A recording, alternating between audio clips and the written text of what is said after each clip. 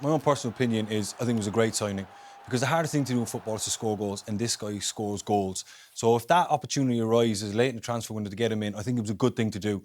What I think they've done wrong is they didn't have a plan for him. It almost landed in their lap and there was no real discussion. They didn't alter for him. Two issues I have with the signing. The first one is how often they've used him. You know, he's not 24 anymore. He's 35, 36, 37 now, I think. So he's not able to give you 50, 60 starts a season like he used to. No, that's a big issue. That's probably him, though, refusing but exactly, to be dropped, that's a big issue, trying to convince Ronaldo of that. But it takes a big manager.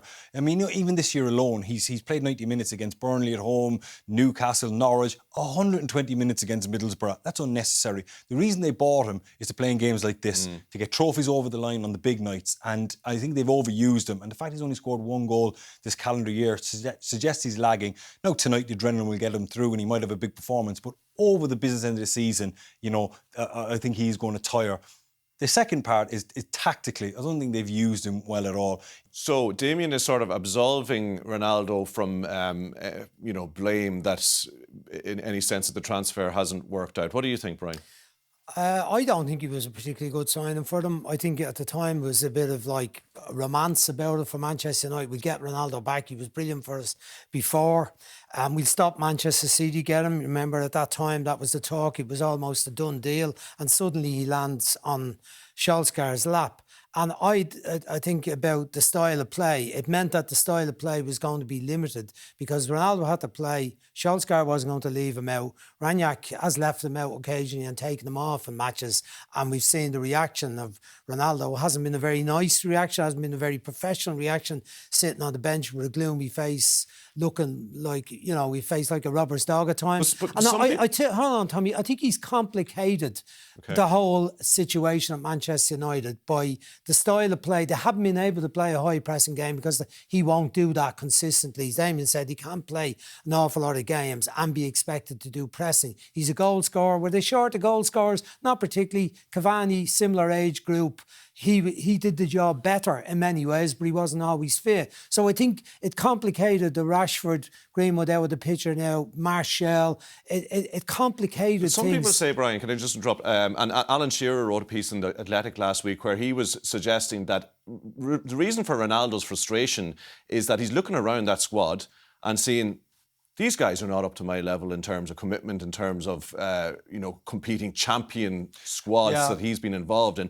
And he said it, I'm not here to play for 6th, 7th, Europa League places. I am here to compete for titles. And he's looking around and that's the frustration. With Tom, the squad was in place when he signed, so he knew what the squad was there.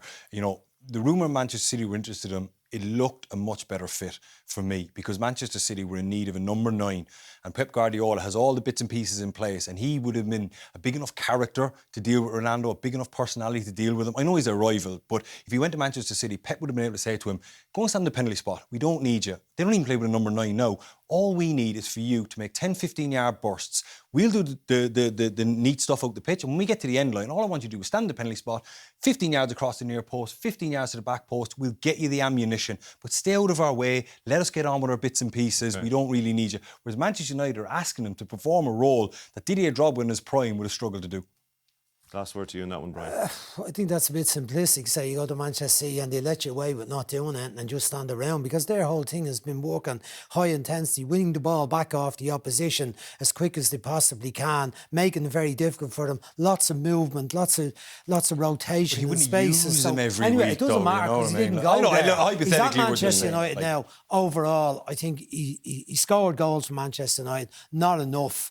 But the team can't play a particular system that is the most effective system for most top teams in the world now. He didn't make the difference at Juventus for Juventus to win the Champions League, and he's not making the difference for Manchester United. Along with Varane... But he has in this competition. Absolutely. Along with Varane and Sancho. Well, hold on. We're at the last 16. Manchester United. Wouldn't be out of the group without him, Brian.